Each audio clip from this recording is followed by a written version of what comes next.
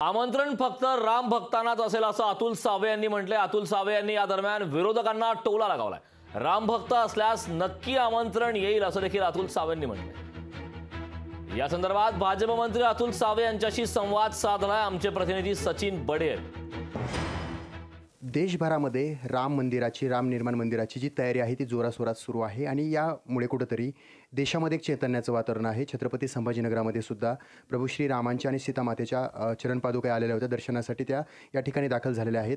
छत्रपती संभाजीनगर आणि राम मंदिरासाठी पुकारलेला लढा याचं नातं काहीसं वेगळं आहे, कारण मोरेश्वर सावे यांनी यामध्ये मोठं मोलाचं योगदान दिलेलं आहे।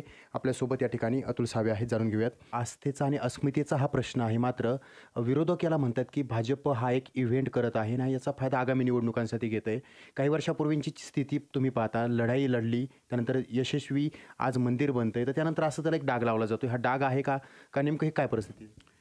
प्रभू रामचंद्रांच्या भक्तीला जर हे इव्हेंट म्हणत असतील, त्यांच्या बुद्धीला मी काहीच म्हणू शकत नाही।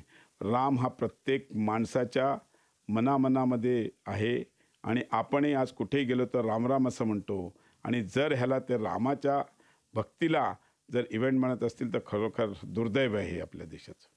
बरं, बहुतांश वेळा असं पाहिलं गेलेलं आहे की मोठमोठ्या कार्यक्रमांमध्ये आमंत्रणावर नाराजी पाहायला मिळते। असंच आमंत्रण जे आहे ते उद्धव ठाकरे यांना मिळालेलं नाही आहे, त्यामुळे त्यांचे नेते असे म्हणत आहेत की अशा प्रकारे तुम्ही जर या आमंत्रणामध्ये आम्हाला सहभागी करत नसाल तर हा तुमचा एक राजकीय इव्हेंट झालेला आहे आणि तुम्ही जर आमंत्रित करत नाही तर निषेधही व्यक्त केला जातोय। रामाची भक्ती करणाऱ्या सगळ्यांना आमंत्रण दिलं जात आहे आणि जर ते खरोखर भक्त असेल तर त्यांना आमंत्रण केलं असतं, पण त्यांचा रोज विरोधच आहे।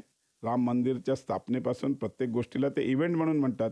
त्यांची भक्ती नाही आहे ती, त्यांचा तो द्वेष आहे, आणि जर रामाचा द्वेष कोणी करत असेल तर त्याला कधीच कोणीही माफ नाही करणार।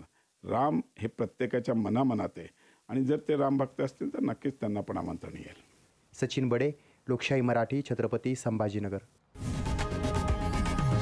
लोकशाही मराठी, ऐका, पहा, जागरूक रहा।